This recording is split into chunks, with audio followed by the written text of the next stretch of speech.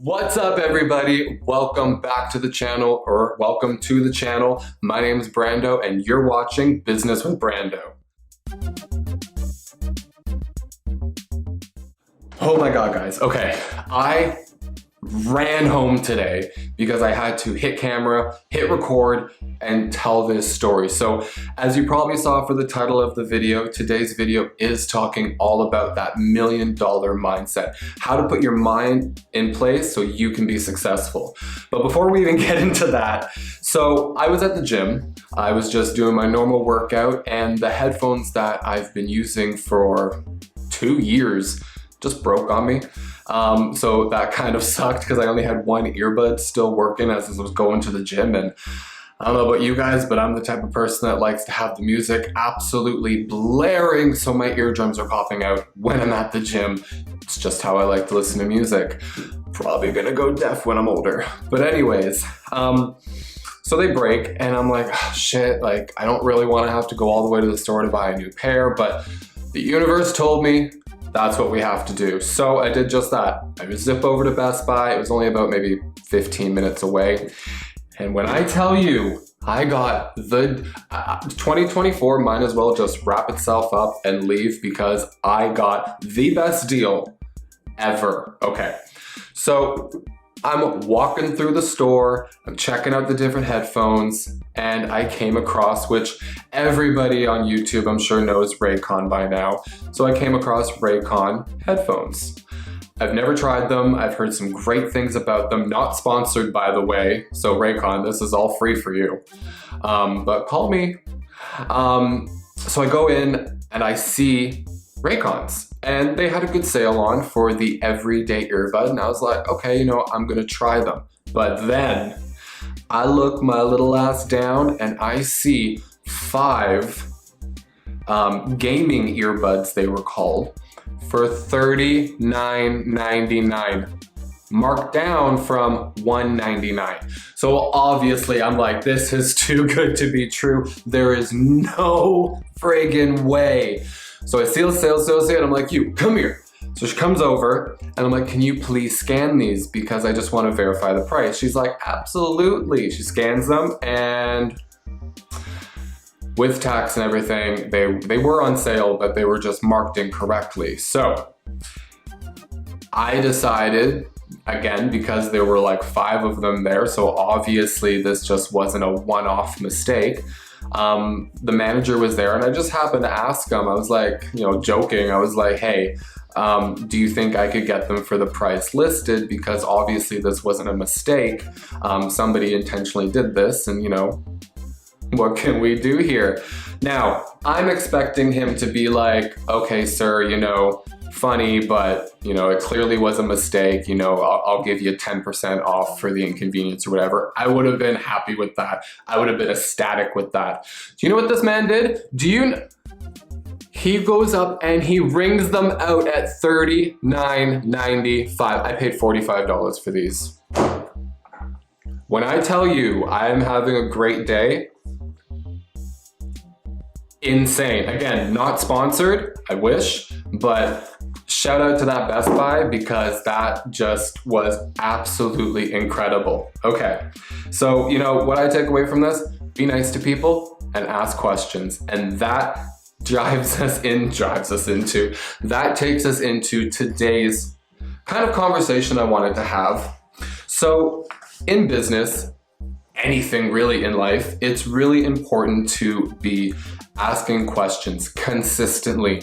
Don't always accept at face value what people are telling you. Ask questions. This goes for school, this goes for the business world, this goes for media, this goes for everything. I'm a person that always likes to question everything. And it's not a sense to be argumentative, it's just you want to be asking good questions. You want to be asking the right types of questions.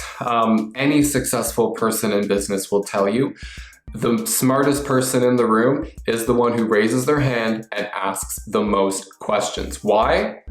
Power is in education. The more knowledge you have, the more informed decisions that you can make, no matter what it is, as simple as picking out, the right headphones, or as simple as,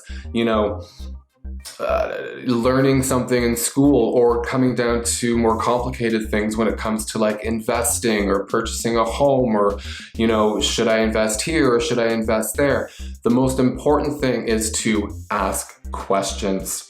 I wouldn't be where I am today if I didn't ask questions. You know, I didn't go to university or college for business or sales and marketing or anything like that. Everything that I learned that made me successful, I learned by asking questions. When I was 19, I started running one of my own marketing firms downtown Toronto.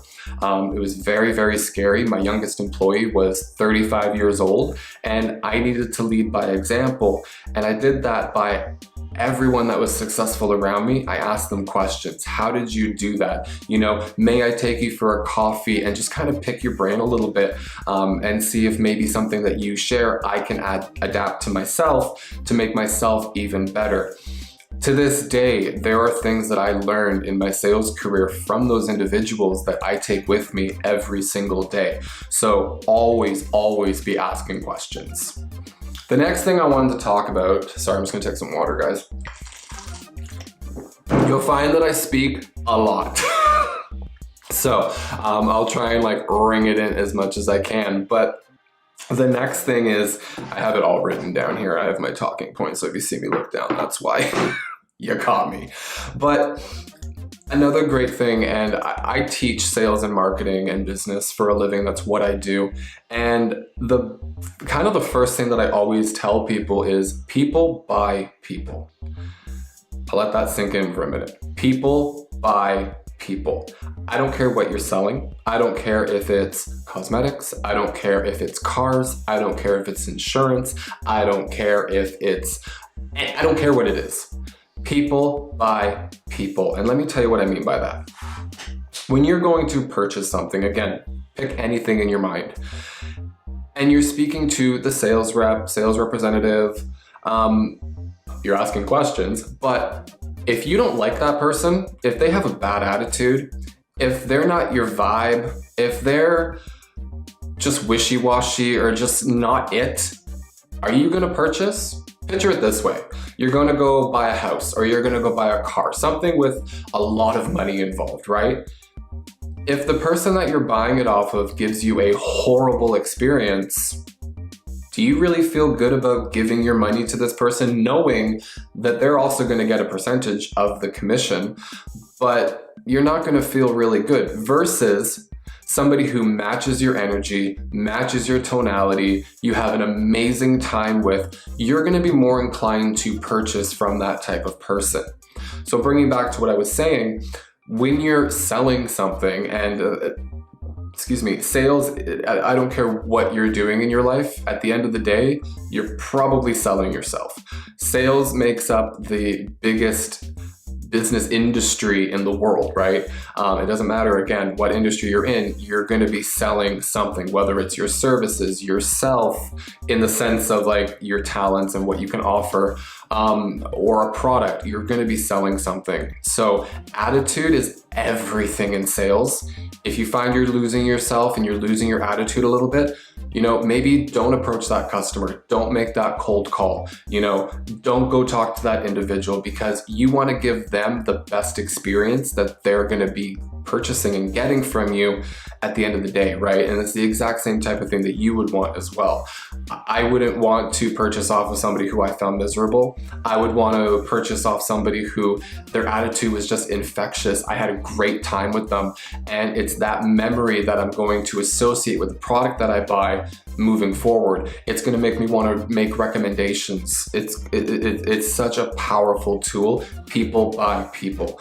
So always remember that. And if you're older in the sales industry, or if you're just learning about business, that is probably the biggest takeaway that I could ever sell. And it's learning how people work and learning how to mirror tonality, mirror body language. If you have somebody who's super energetic, then you need to crank up the dial a little bit and match their energy. If you have somebody who's kind of slouched and cold over, make them feel at ease and, just subtly copy the same body language.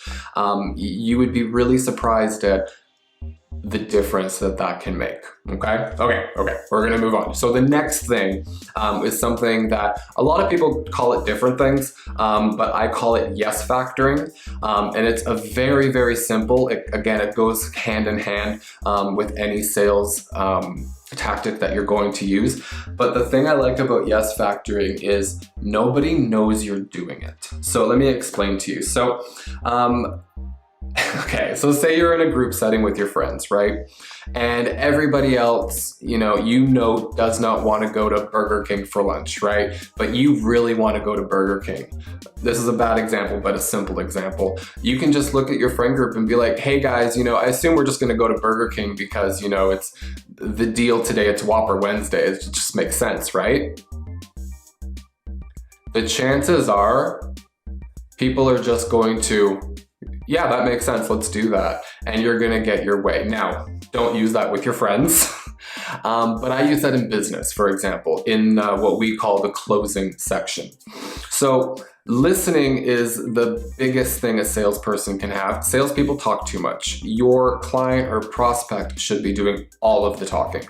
You should just be listening, taking notes, asking questions when needed.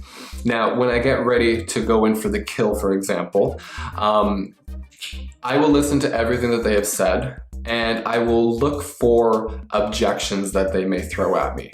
Now, I'll do a whole other video on objections and we'll have some fun with that, but on a basic level, they're gonna say, maybe it's too expensive, I'm not looking to buy, the basics, right? The thing that I'm very good at, and everybody has their different skills, is my interpersonal skills are fantastic. I know how to make a connection with somebody. So I spend a lot of time in the beginning of the process, in the rapport building, getting to know the client. I don't want to talk business. I want to learn about yourself. I want to learn about your family. I want to learn about when your business started. I want to learn about, what opportunities you have laying in the future, how something like this is going to help you. And I keep that in the back of my head, so when I go into the closing section, if they give me any objections, I can easily get rid of them, but I'm always yes factoring them. I assume that this product is going to fix any issues that you had, Mr. Smith. I assume that's correct, yes? Amazing, I got the yes, now I'm gonna move on. And I know we talked a little bit about the pricing. You did tell me it was a little bit more expensive than what you were looking to originally plan on spending. However, I do believe that you find the value in the product that I'm offering, yes? So you kind of get what I'm getting at, right? And you keep getting those yeses from them. So ultimately, when it comes down to pen to paper, they have really nothing else to do. And, well, anything else to do but sign, and you've been able to be that person that he wants or she wants, right? People by people. I've been eccentric or I've been quiet, or regardless, I've matched their tonalities. So they are comfortable with me and we've developed a good relationship so the sale can go forward. So huge thing there, but again, we'll go back to that. Okay, so another thing that I want to talk about, and it's all about, again, having that $1 million mindset, is healthy living.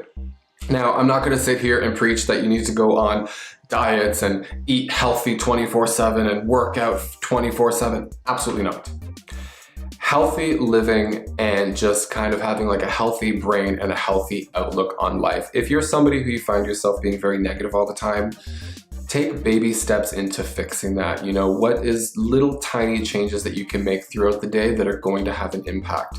Everything starts from a seed, and then it's up to you to water it at the end of the day. Horrible analogy, but you get what I'm getting at. So healthy living, right? For me, for example, and this is just what works for me, I was a person who never worked out, never ate healthy, take out breakfast, lunch, dinner, the whole nine. Around 2019, I just got fed up with it. It's not how I wanted to live my life. So instead of making a New Year's resolution and like all this planning, I just said, my goal for 2019 is to just be healthier. Every decision that I make, let's just make the healthier choice. After a few months of doing that, I ended up joining a gym. I did hire a personal trainer because I don't know what the hell I was doing. Again, could have saved money and just watched YouTube tutorials, but hey, That's what I was at. Put together a plan. I did stick to certain meals and stuff, but I was really skinny. So I'm just over 6 foot. I'm 6 foot, but like just over. But I was like 130 pounds. And for me, that was probably one of my biggest insecurities. So as I started gaining weight and working out, I was able to go from 130 to about 185. And when I tell you, I was so happy. I was so happy with the progress I made. My outlook on life changed.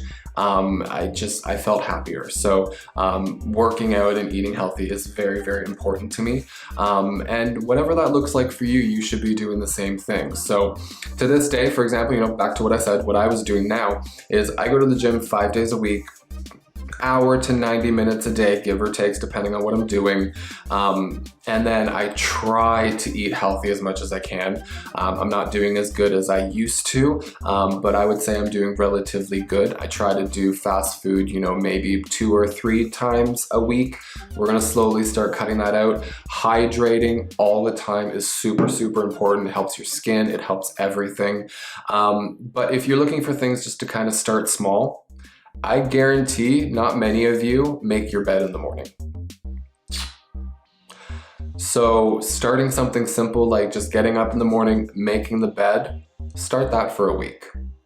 And then the next week, okay, we'll make the bed and let's do 10 push-ups or 10 jumping jacks or some sort of physical activity just to get the blood pumping and the brain moving.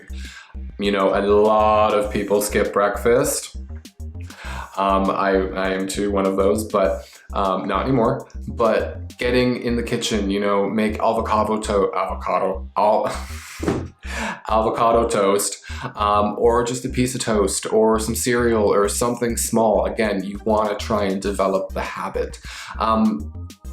Maybe working out, whatever it is, but make little subtle changes in your life and you would be surprised at the impact it has with everything. Okay. 2 more things I want to talk about today. One thing, and I cannot believe I'm saying this, is my father ingrained in me at a very, very young age. I moved in with him when I was 12. We'll get to that story one day. I'll do like more of a personal video. But one thing he always said to me is, you are who you hang out with. And that used to irritate me. Because I have, and to this day, have some of the best friends that I could ask for. I wouldn't be here today if it wasn't for the relationships that I developed with them. And I'm so grateful for that. And I am still friends with these people 15 years later, and we still hang out weekly. We still communicate daily. And they're really family to me. And it was very, very important for me to have that balance. But it is true. You are who you hang out with. You adapt to the personalities, traits of the people you were hanging out with. I have a colorful past, which, one day I'm sure I'll share and get into. But when I was 12 years old, I had a decision to make, and it was, which way do I go? What do I want for my life? I had to start asking those questions at 12, and I started thinking about what I want my life to look at. I want to be successful. I always wanted to be years ahead of the game in terms of my own personal growth, and I worked really hard to do that. Through high school, I was working multiple jobs. I used to work in entertainment for music and stuff, which I will share with you guys soon. And then I was always working like an actual job while going to school, while maintaining friendships and relationships. It was really busy, but I'm a person that loves to have that type of scheduling and always staying busy. And I'm not somebody that can just lay around. But if I was hanging out with the wrong types of crowds and the wrong influences and people who weren't uplifting me and making me want to do better, I very easily could have gone into, drugs and dropping out of school and all of that. And for me at the time, that wasn't the path, right? So be careful who you hang out with, be careful the influences. If you want to be successful, if you want to have a good outlook on life, surround yourself around those types of people. Nothing wrong with dropping out of high school. I'm not encouraging it or recommending it, but lots of successful people have done that in the past. But stay in school. Education is key. But surround yourself around like-minded people. You know, if you have goals and aspirations, start hanging around people who match those goals and aspiration. You get what I'm saying.